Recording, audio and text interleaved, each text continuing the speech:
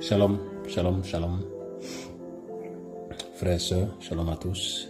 Shalom à tous. Nous bénissons encore le Seigneur pour ces temps. Voilà, il est presque 23 heures ici.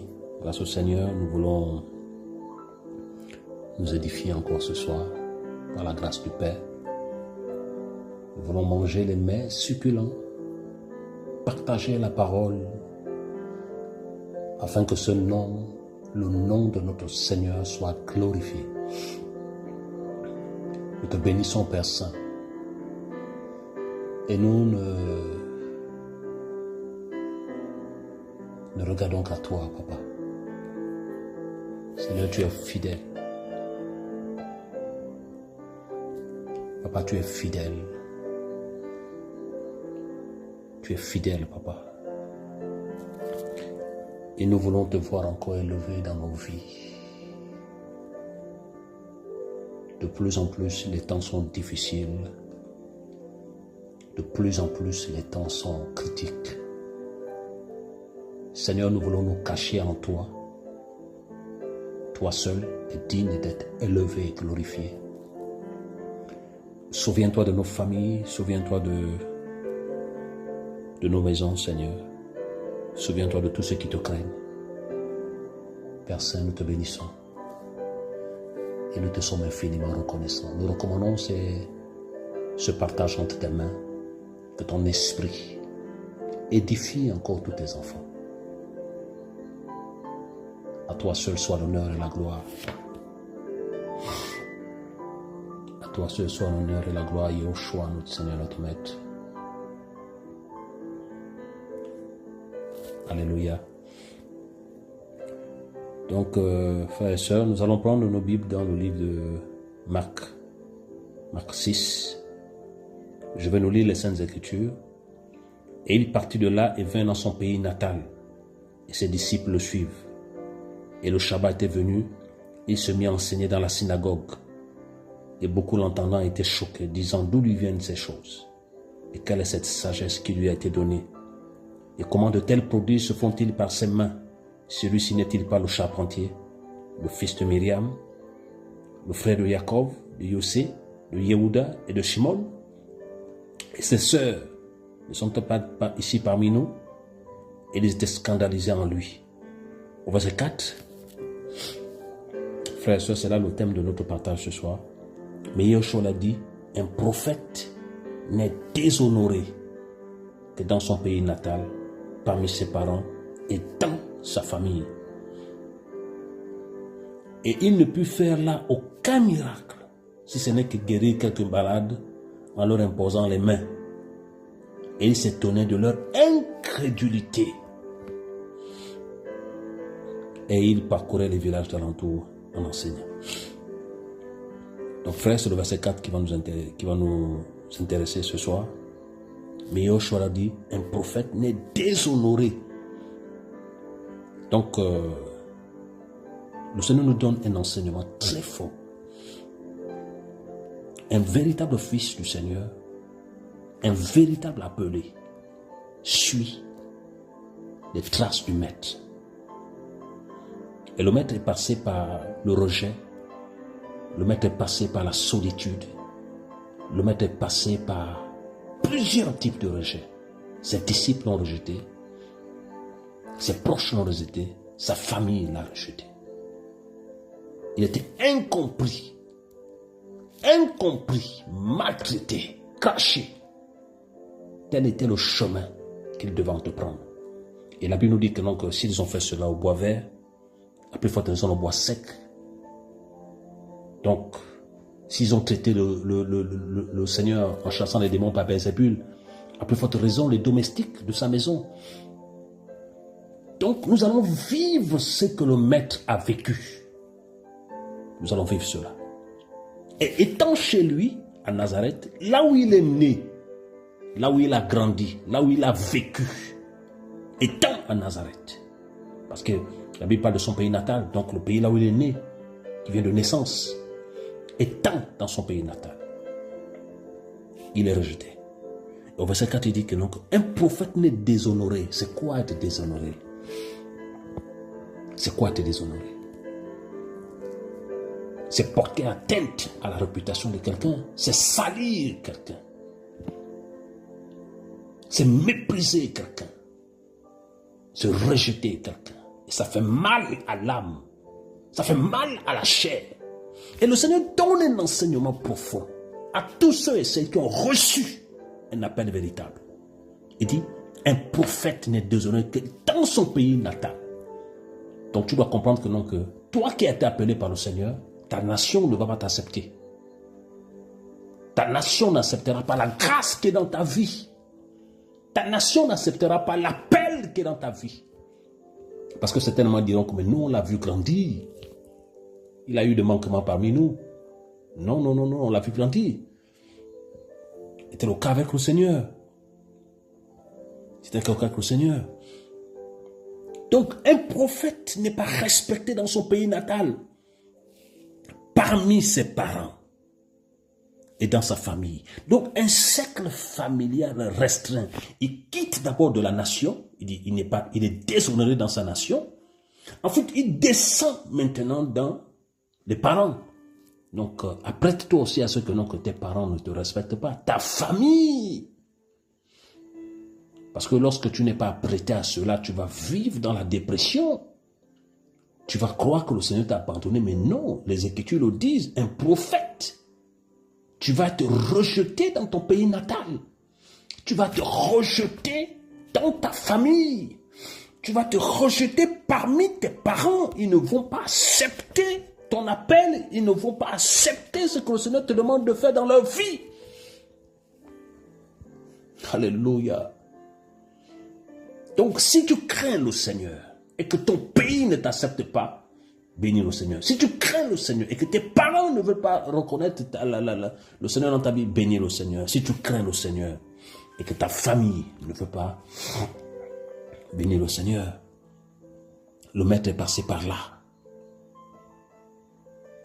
Le maître est passé par là. Il a été déshonoré.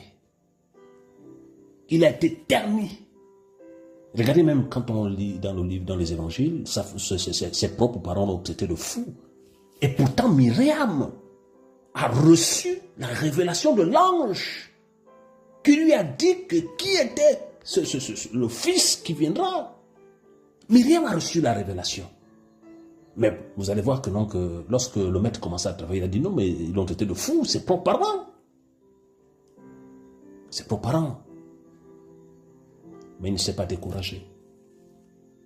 Il ne s'est pas découragé. Malgré le rejet de ses proches, malgré le manque de respect de ses proches, malgré le mépris de ses proches, il ne s'est pas découragé. Il ne s'est pas découragé. Vous allez lire que quand on lit dans les évangiles, le Seigneur nous parle de Jérusalem, Jérusalem qui tue les prophètes et qui rejette ceux qui se sont envoyés.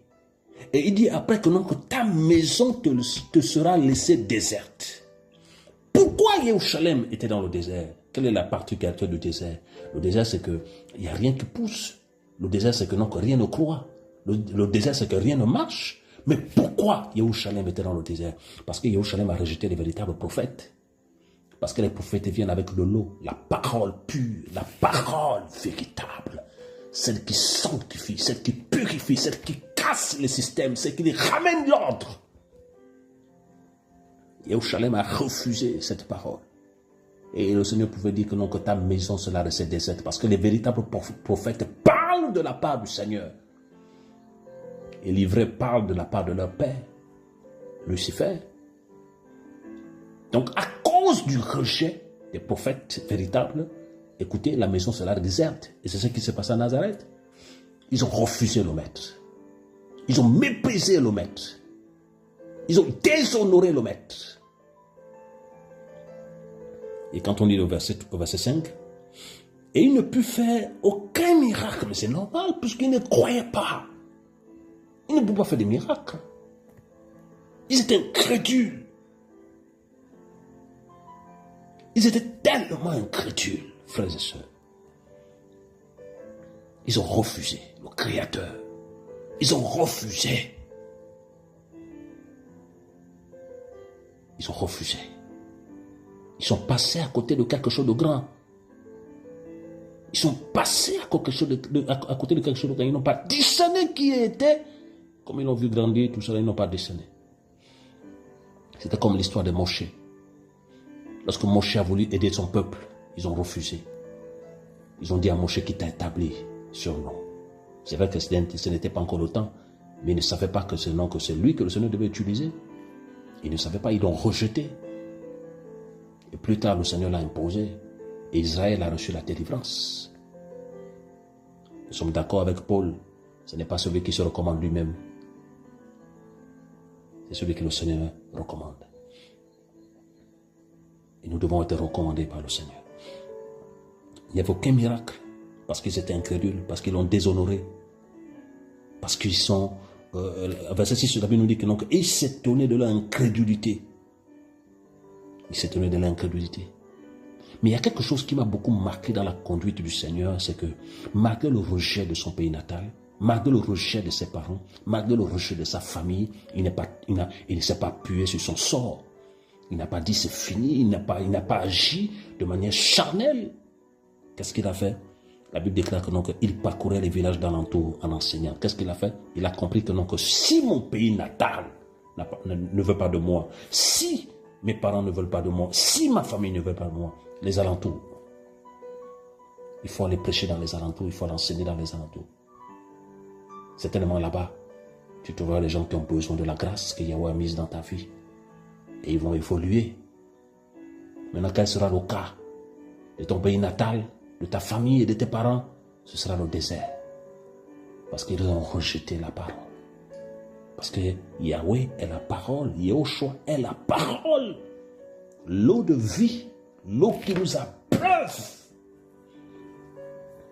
Alléluia. J'aimerais encourager quelqu'un ce matin. Ce soir, toi qui es rejeté par ta famille, toi qui, si tu crains le Seigneur, bien sûr, on ne parle pas des bandits, on ne parle pas de ceux qui travaillent dans le désordre, parce qu'actuellement, aujourd'hui, il y a beaucoup d'agitation,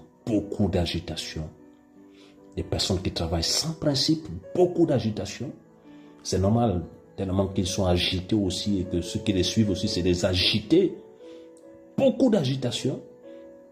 Voilà pourquoi nous prions, les frères, nous demandons aux frères et aux sœurs, avant de marcher avec des personnes, ne vous laissez pas impressionner par la grâce.